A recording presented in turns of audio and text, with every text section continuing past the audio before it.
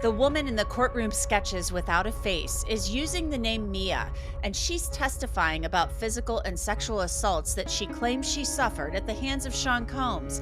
I go through the most shocking moments from Mia's testimony so far and how the jury is reacting.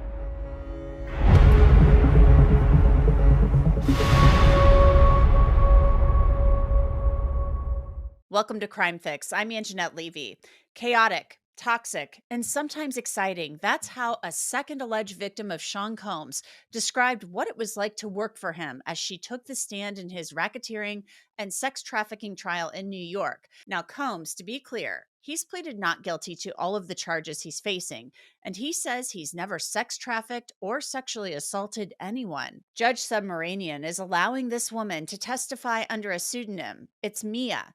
But the jury learned her real name. Her passport was shown to the jury only and submitted into evidence under seal. Sketches of Mia show she has blonde hair and wore a tan outfit on her first day on the stand, but the sketches are faceless to protect her identity. Courtroom observers said that she walked into court with her head down, possibly in fear or shame, and some say people in the courtroom cried during Mia's testimony and that jurors actually looked down at times. Mia raised her right hand, as the other witnesses have, and swore to tell the truth. The beginning of her testimony touched on the violence and sexual assault she says she suffered at the hands of Sean Combs. Mia said, "He has thrown things at me. He has thrown me against the wall. He has thrown me into a pool. He has thrown an ice bucket on my head. He has slammed my arm into a door. He has also sexually assaulted me." Prosecutor Madison Smizer asked, "Did Mr. Combs sexually assault you on one occasion or more than one occasion?" Mia responded, "More than one." Mia testified that she's originally from Virginia Beach and she wanted to work in the arts. She said that she thought if she put her mattress on top of her car and drove to New York City, that she could do it. "So I thought I could just put a mattress on the top of my car and move to New York City and get a job somehow in the entertainment industry and work really, really, really hard. And maybe in like 10 years, I would have had the education and experience to navigate that world to make whatever those dreams were come true." Mia said she got a couple of jobs, one for a fashion designer, and she also worked as an assistant for Mike Myers. Then she said she met with a recruiter and others to get a job working for Sean Combs. Now get this. Mia said she went to Sean Combs' apartment for the interview. She said he answered the door and he was on the phone and only wearing underwear. She said he eventually put on some clothes and she got the job. Mia said, "I was so excited, so nervous, and just really eager and excited."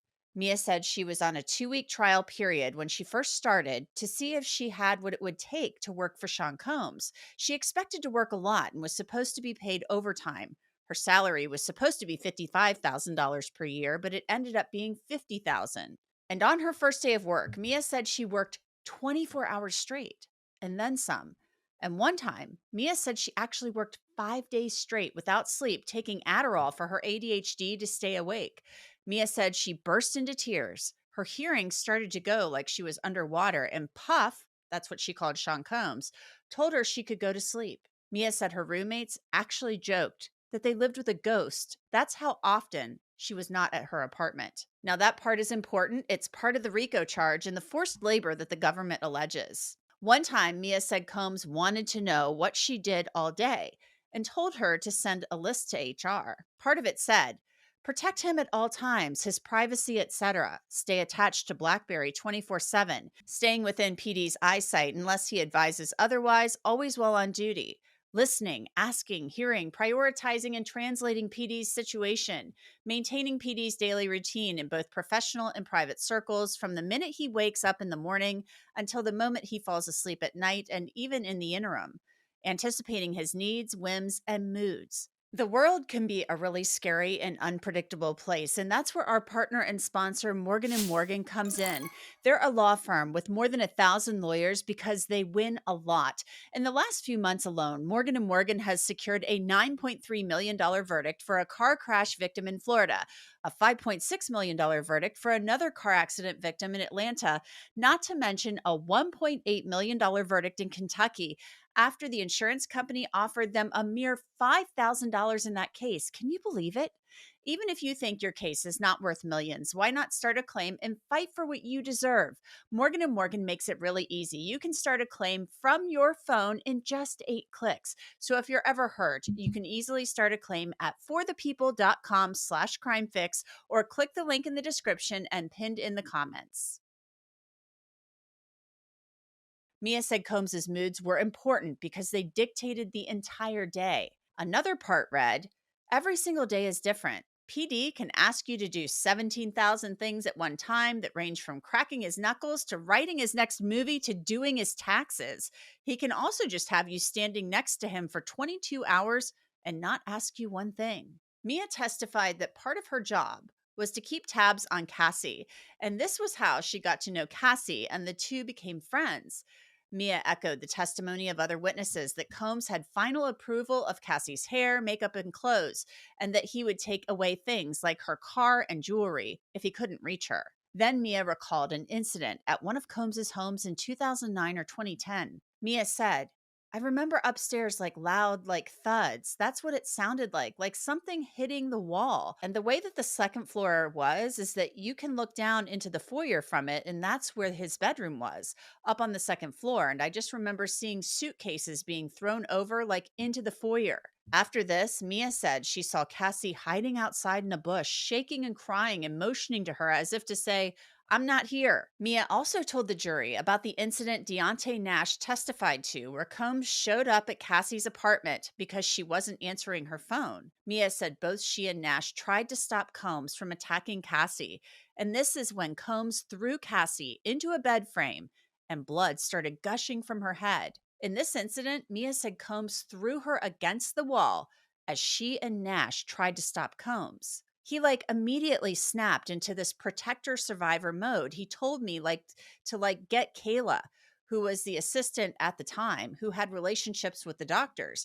Get Kayla on the phone and tell her to call Dr. So and so and tell him that Cassie needs to see them immediately because she was drunk and fell and hit her head.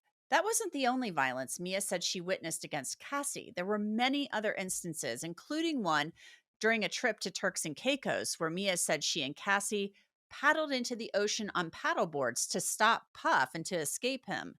The sky turned black, and she debated what was worse, facing Mother Nature or Puff. Asked whether she ever called the police, Mia said no, and she explained why. Mia said, "I believed that Puff's authority was above the police. This was also a time period. This is years and years before social media, Me Too, or any sort of example where someone had stood up successfully to someone in power, such as him. Also, I was taught to believe that fell under the confidentiality or loyalty of Puff's business." Mia also told the jury about cleaning up after these hotel nights, where Combs and Cassie would spend anywhere from one to several nights in a hotel. She said the rooms were a nightmare. Mia said, "I saw a lot of candle wax everywhere that was impossible to get out. There would be lots of wet towels everywhere. I've seen broken glass, water all over the floor, sometimes blood, oil all over, furniture and walls and things like that." Smizer asked, "You mentioned blood.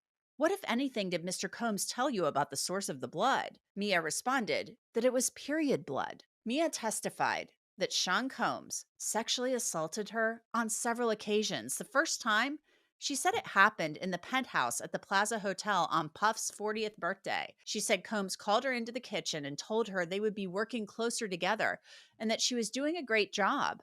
Mia said Combs gave her 2 vodka shots and they hit her particularly hard. She said he kissed her and put his hand up her dress. Mia said she awoke the next morning. Mia also said there were times she would stay at Sean Combs's homes or at staff housing, and she said Combs kept tabs on her whereabouts, and she was not allowed to lock her bedroom door, but members of the security team could lock their doors. She described another time in 2009 or 2010 when she said she was at one of Combs's homes in Los Angeles asleep on a bottom bunk, and she awoke to Puff on top of her. She said he used one hand to remove her pants, and he sexually assaulted her. It was very fast. Mia, when asked, said she didn't want these sexual encounters, but she said she couldn't say no to anything from Sean Combs, not even a sandwich. There was another time, Mia said, she was packing Combs's bag and he walked into the closet with his private parts exposed and forced her to perform oral sex on him. Mia said these sexual assaults happened when Cassie was not around, and the sexual assault where he forced her to perform oral sex made her feel like trash. Mia also described physical assaults. In one instance, she said Combs slammed a door on her arm. In another, she said she needed a break. She'd been working since 8 a.m. without a break and needed to change her tampon. Mia said Combs threw a bowl of spaghetti at her and chased her, cursing at her. On another occasion, Mia said they were on a movie set and the Wi Fi wasn't working, and Combs was furious and threw a computer at her head, but it didn't hit her. Mia said she ran out of the trailer and hid. Prosecutor Smyser asked Mia why she agreed to testify, and she responded, "Because I have to tell the truth, the whole truth." She said she didn't want to discuss the assaults in public, saying it's the most traumatizing, worst thing that's ever happened to me. Mia said sometimes Combs acted like her best friend, other times he made her feel like a piece of crap. Mia also told a story about she and Cassie sneaking out of a hotel room in Los Angeles to go to a party at Prince's home. She said they weren't supposed to leave the hotel. Mia said Sean Combs showed up and they ran, and Combs chased after them and he grabbed Cassie, but a member of Prince's security staff intervened, pulling Combs off of her. Mia then testified about a time she went with Cassie to South Africa, and Cassie found out that Combs had cheated on her with a woman named Gina. Gina is victim 3, who's now MIA. The government cannot find her. Mia said Cassie stopped answering Combs's calls, and Combs said she was fired and threatened to kill her. Enter Christina Coram, Combs's former chief of staff. Mia said Coram wrote to her, "I need to talk to her, not sure what to do. He needs you to call him now, or you don't have a job." Mia said Combs texted her that she better call him or he would tell Cassie everything and they would go to war. Mia said tell everything meant tell Cassie about the sexual assaults. Mia said she told Christina Coram she was having night fears and anxiety attacks. I want to bring in Matthew Russell Lee. He is the founder of the Inner City Press, also reporter for the outlet, and he has been in the courtroom every day covering this case. Matthew, thank you so much for coming on. First Sure. of all, I want to talk about Mia. I want to start at the beginning. Talk to me about her demeanor when she came in, because it's my understanding she had her head down, um, obviously appeared maybe frightened, scared, like she didn't want to be there. Yeah, it is, and I mean, the first thing I need to say is that we were told, very in no uncertain terms, both by the judge and by the prosecutor's office in an email they send out, you can't identify her. A lot of people were unclear about how we should describe her, even in terms of, like, what she looked like. Obviously, there's no photographs, but even I know the court artists, and they were required to draw her with a sort of no face. Hmm. I'll say beyond, so yeah, she has, without getting too much into her appearance, since it's unclear how much we can say, yeah, her face was she seemed very uncomfortable, and I think that even more so, I would say, often her testimony was kind of halting. I mean, I had some cynics that I know were saying, like, they're going to, today is the cross examination, they're going to tear her up, or like she seemed sort of. I don't personally. I just thought that it's very painful for her to say these things. She really struggled to say the actual acts. And the dynamic was strange because the prosecutor was very insistent that she say that, obviously you wanted her to say the words, but I thought, actually the prosecutor came off as a little bit harsh. Um, Hmm. but I think, I mean, not harsh, but it was, like, for example, she was like, and then he was inside me, and she's like, he put his penis inside you, which is hard. It's the way in which someone might cross-examine someone. I think the idea behind it is to really, one, get the facts on the record, maybe to prepare for cross, and maybe to bring out to the jury just how painful the incident was. But she was a very different witness than let's say, than Cassie or Don Richard or Capricorn Clark. And it may be effective because it really shows it speaks for itself in terms of the trauma. Yeah, and as a woman, I can just tell you, I've never been through what she's describing, but saying that out loud, I No, think would be sure. very difficult in a room full of people, The only thing to remember is that especially in the front of the witnesses are prepared. person you're Yeah. you're accusing of doing it. And that brings me to my next question: how is Sean Combs, from your vantage point, how is he reacting, and what is he doing as she is making these allegations? Because this is not talk about a freak off.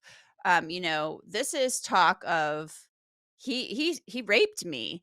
I'm waking up in a bunk and my boss is on top of me, sexually assaulting me, or my boss is giving me vodka, and, I take a few shots and I start feeling weird, and he's kissing me and putting his hand under my dress. I mean, and she's saying, she was sexually assaulted multiple times, that she felt she couldn't say no.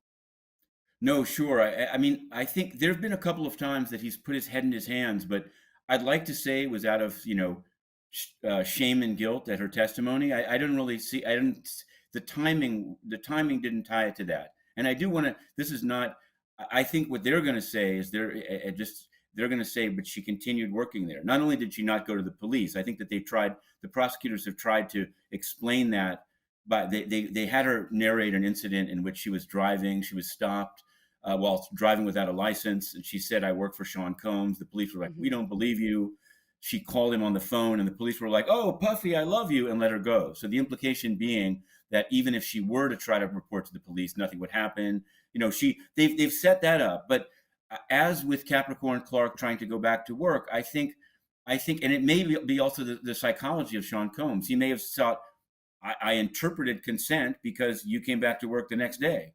Of course, there's Yeah. all this testimony about that she couldn't leave the compound, et cetera, and that if she did, D-Rock came after her. I have to say, yesterday, more than even the days before, it starts to come off kind of like a cult, if you see what I mean. Like, for Yeah, example, like when they're she being went, held there. Like yeah, like you and can't so even if, you yeah, can't even if, leave, like you can't go see your friends even if you're on your off hours, you can't go to a party at Prince's house and all this stuff. right, no, absolutely, but I think, and I'm expecting to hear this from Brian Steele today. It's true that it's a very abusive workplace. Probably, call OSHA or whatever, but you can't. There's yet to be. I guess that's the purpose of the testimony of Cassie saying she was in South Africa and he was still blowing up her phone, or she was in Connecticut and he flew to New York. I mean, I think that the argument they're going to make is it can be very all consuming, and you could feel that you couldn't leave. But in fact, if you just quit and flew to your hometown, would in fact they deploy D-Rock and Uncle Paulie to bring you back? We've yet, not that they have to show that, but I think I mean, the window for their defense is getting narrower and narrower. And I think that her testimony really is, I mean, it's terrible what happened to her. Don't get me wrong in terms of trying to look at how it plays out. But I think you're absolutely right. They're going to try to say that, Cassie was a participant. She bought supplies. She arranged the escorts. As crazy as it might seem to some, it's nobody's business what his sex life was like. But this is outright rape. This is something I think people can relate to. It made me think a lot about the Weinstein case, which I've also covered. It's in the state court nearby, where someone forces themselves on someone who's then traumatized. You also have that element of sometimes people coming back and seeking a job or taking a flight. And he was convicted. It was overturned. I'm sure that the defense of Combs is looking at that case, even though the legal issues between the state and the feds are different, and saying there's one other action that's made me think they never charged Weinstein and his film company as a RICO conspiracy, right? They just charged him Mhm. with the actual sexual acts under this New York law that allows you to go back in time. So I think, I mean, if this is a RICO conspiracy, it seems to me that Weinstein is as well, because you had the similar testimony of assistants that worked 20 hours a day, that drove him in a 4x4 to basically force himself on prospective employees in a Soho hotel. This is more. The violence is more. There's the allegation of guns. There's the buying of drugs. There's more, but it's a similar kind of pattern of a company turning into a rape machine, if you wanted to put it that way, or just into a machine to placate the sick and twisted and violent and criminal desires of its kingpin. So that's going to be, I think a lot on the jury. It's They can feel that all these acts are bad, but the acts all have to add up to a racketeering conspiracy, and that's going to be a question. Yeah, and so do you think it sounds like you're maybe skeptical that the jury will potentially see it as that, because there's still some trial to be, we're still early in this. We're at the end of week 3 now. And I can see, where they're building this RICO case, that there was an enterprise. You've got people working together to help facilitate what Sean Combs wants. You've got the forced labor, you've got the alleged kidnapping of Capricorn Clark. You've got, Mia and these sexual assaults. And it sounds like he's using the company to do all of this. So, but are you skeptical that the jury may see this as RICO? I realistically covering enough of these cases, their batting average is extremely high. So I think, I mean, you're covering something, so you don't want to say it's a slam dunk. I can see. I mean, I think that the argument they're going to make is that, and don't get me wrong, I'm not trying to be dismissive of how terrible these acts are. But if you worked at a small trading firm in Manhattan, and among other things, you told your employees to go out and make illegal bets for you on horse racing, does it mean that the purpose of your organization was the crime? And what they're going to point to is to say these were major companies.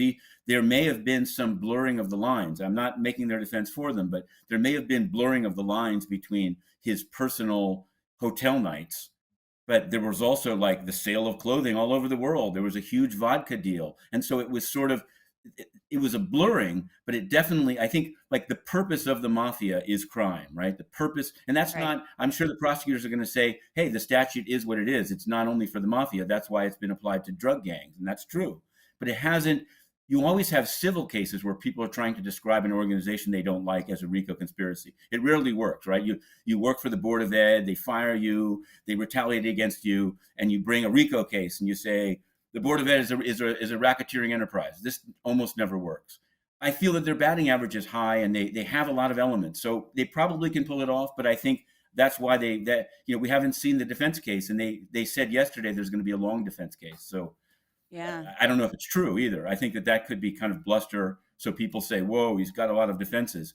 Often what happens is that they say there's going to be a big defense case, and then there's like one witness, a summary chart, and they close. So we'll just have to see. I'm sort of hoping for that, frankly. But the best, not the best, I think the pinnacle would be if Combs testifies. Then you'd really get to the bottom of it. Yeah. But that could be very risky for him on a number Oh, of fronts. He, Sam Bankman-Fried did it, so they're very similar. They're not similar. I don't want to malign Sam Bankman-Fried that much, but there's this kind of megalomania of feeling like, hey, I mean, I honestly believe, yes, he was horrible, but he believed that this is the way a man should be. There's this telling incident where he tells the stylist and you know you don't know how to like please it. Like he believed this is how life should be. I think a lot of this goes back to, like, I hate to say it, like he didn't have the world's best childhood. I don't think it's a defense. I don't think they've given notice of any kind of like mental issue as part of their defense. But there's something really weird about that. It's not for me to say it. yeah, It's not a crime to be it's weird, but he's learned it's this twisted, somewhere. I extremely don't think he just twisted. came up with it in his head. So back to Mia though. I mean, they've said before, his lawyers have said this guy's never sex trafficked anyone. He's not a rapist. He's never raped anybody. So they're going to say any sex that he had with anybody was consensual. How is the jury appearing to react to this testimony from what you can see? I think, I mean, I've seen some very kind of horrified looks, even not even, but during the Cassie testimony, which they're going to try to say is more in the nature of sort of deviant but consensual. This was different in kind, so I think this is very damaging testimony for them, and I think to get into kind of the nitty gritty of how the defense is deploying its forces, he has like 10 lawyers there, not every day. One only came in to cross examine the expert Don Hughes, but they've used Mark Agnifilo, the lead lawyer, for many of the big cross examinations, including. But they've now deployed Brian Steele, who had this big victory in Georgia in the Right. rap trial, and he's pretty aggressive. I mean, he's very polite. He's a kind of a Southern gentleman, but he doesn't play around. He doesn't say like, "Oh, cool, let's go through this. If you're not comfortable, just tell me." That's how Agnifilo starts up. So I think that they're deploying a male cross examiner that's pretty aggressive, to me indicates that they view this as a key, as if not possibly the key witness, for just the reason you said. She's not as high profile. In fact, no one's supposed to know her name. I think people may have figured it out, which is unfortunate. Whatever. Every I'm not saying it, but because of the force, because there was no allegation that she was a girlfriend and he sort of didn't. There it's going to be something this afternoon. I believe. I don't know if they're going to try to push. The defense is going to try to push the cross examination into Monday. There's some rumblings of that. The prosecution has tried to say they want to get her off the stand today and back to her life. Right. And they said they'll do and supposedly Steele has said he's only going to take an hour and a half or two. I mean, only it's going to be very grueling for her. But he But said he's if really he bad with does, she'll be estimates finished too. today. Yeah, but I could see them. I could see them almost as a matter of hoping like she'll have not second thoughts, but like this is a key witness for them. I totally agree. Whether it doesn't. It's not so much the RICO thing. It just really nails home that this is not consensual and violent. There's no allegation of contempt and of consent and misunderstanding. Well, we really appreciate your time, Matthew. Thank you so much. Follow the Inner Sure. City Press I'm on sorry if I Twitter, spoke on over you a few X. times. It's been a Sure. great talking with you. Have a great afternoon. Definitely. Thanks a lot. And that's it for this episode of Crime Fix. I'm Angenette Levy. Thanks so much for being with me. I'll see you back here next time.